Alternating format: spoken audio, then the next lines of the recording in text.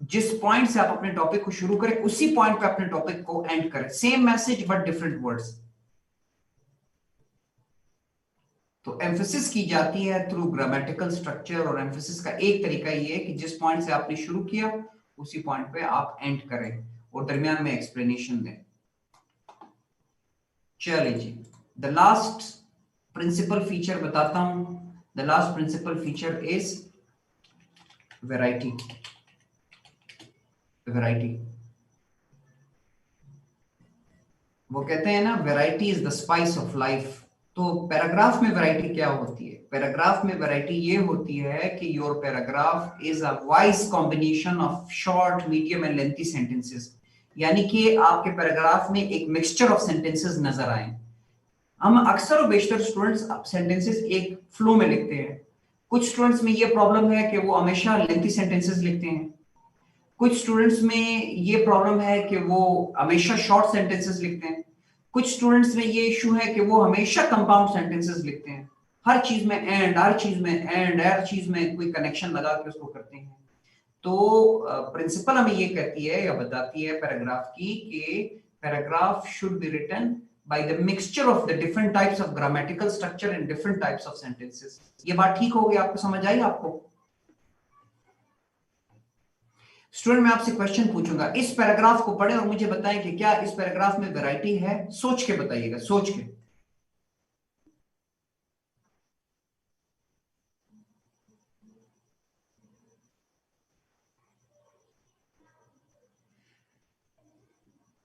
Good, आपने कहा इसमें वैरायटी नहीं है। कैसे पता चला?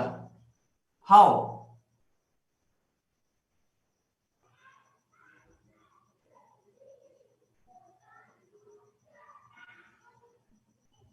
चूंकि ये पैराग्राफ एट लो लेवल पे लिखा गया है, इस पैराग्राफ में वैरायटी नहीं है। You have rightly pointed out. इस पैराग्राफ के जो सेंटेंसेस हैं वो नॉर्मली शॉर्ट सेंटेंसेस हैं, सिंपल सेंटेंसेस हैं। लिहाजा the sentences are written in one natural way. हर बंदे की जो राइटिंग होती है ना, इसकी जो राइटिंग स्टाइल है वो एक सिंपल स्टाइल शो कर रही है। So therefore this paragraph does not have variety। लेकिन the paragraph that you have written, I hope आपके पैराग्राफ में वैरायटी होगी। है कि नहीं है? मुझे बताएं जरा, अपना पैराग्राफ दोबारा चेक करें और बताएं कि है कि नहीं।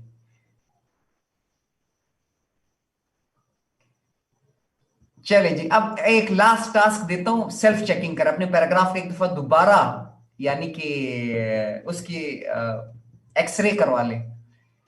मुझे बताएं कि आपके पैराग्राफ में जो 5 प्रिंसिपल फीचर्स मैंने बताए, यूनिटी, वैरायटी, एम्फेसिस, कोहेरेंस और कोहेजन, क्या ये सारी चीजें हैं? कौन सी चीज है, कौन सी चीज नहीं? जरा चेक करके दोबारा बताएं।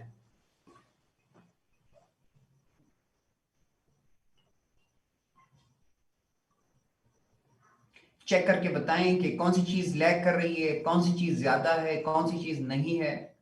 व्हाट्सएवर जो भी हो बताएं, जरा कमेंट करें। ये आपकी सेल्फ इंट्रोस्पेक्शन हो जाएगी, आपकी राइटिंग की थोड़ी सी एक्सरे हो जाएगी।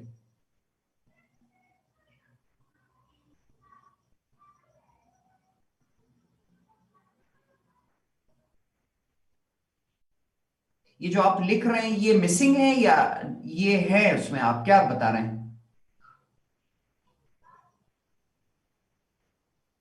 मिसिंग, मिसिंग की बात कर रहे हैं। ठीक ठीक, बस जो भी मिस करें लेकिन यूनिटी को नहीं मिस करना। यूनिटी जिस पैराग्राफ में नहीं होती वो पैराग्राफ ही नहीं होती। समझ आ रही है आपको? तो अब I told you and taught you paragraph from 2 angles. पहला एंगल था from structural point of view. Structural point of view में मैंने बताया कि आपके पास इंट्रोडक्शन, डिस्कशन एंड कंक्लूजन होता है, और उसमें फिर टॉपिक सेंटेंस और सपोर्टिंग सेंटेंसेस और क्लोजिंग सेंटेंसेस बता दिए। और जो प्रिंसिपल फीचर्स है उसमें आपको मैंने 5 प्रिंसिपल फीचर्स बताए, unity, coherence, cohesion, emphasis, variety. ये 5 चीजें मैंने आपको बताई। फैजान, यूनिटी से मुराद है कि your paragraph is only dealing with one central idea. आपके पैराग्राफ में एक ही आइडिया पे बात हो रही है, यानी कि एक ही पॉइंट है जिसको आप कर रहे हैं। फॉर एग्जांपल इस पैराग्राफ में एक ही पॉइंट है, to prove that Canada is one of the best countries in the world. वही proof, right from top to bottom, bottom to top, एक ही बात हो रही है। ठीक है Faizan, I hope you understood variety, sorry unity. Okay जी, थैंक यू स्टूडेंट्स। ये था बेसिकली पैराग्राफ, ये एक स्टैंडर्ड तरीका है। और अगर आप इस पैटर्न को अपने एसे में भी लिखना चाहें, जो रिमेनिंग पैराग्राफ्स हैं, so it will really work better for you. बस शुरू में straight to the point topic sentence लिखें, उसको डेवलप करें और उसको प्रॉपर्ली कंक्लूड करें। ठीक है जी, this will really help you out, I am very much sure. So now students, what you do, you take a break. कितनी ब्रेक चाहिए? 5 मिनट की काफी है?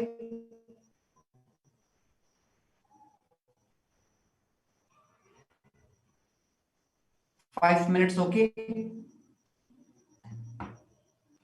10 minutes ब्रेक? 10 और 5 पहले सब डिसाइड कर लें। 5 और 10 टॉकिंग अबाउट 10 कर रहे हैं, टाइम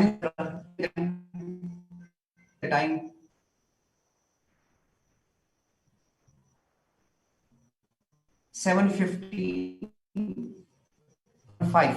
चलिए, will come, we will meet at 7:15। ठीक is study, ठीक।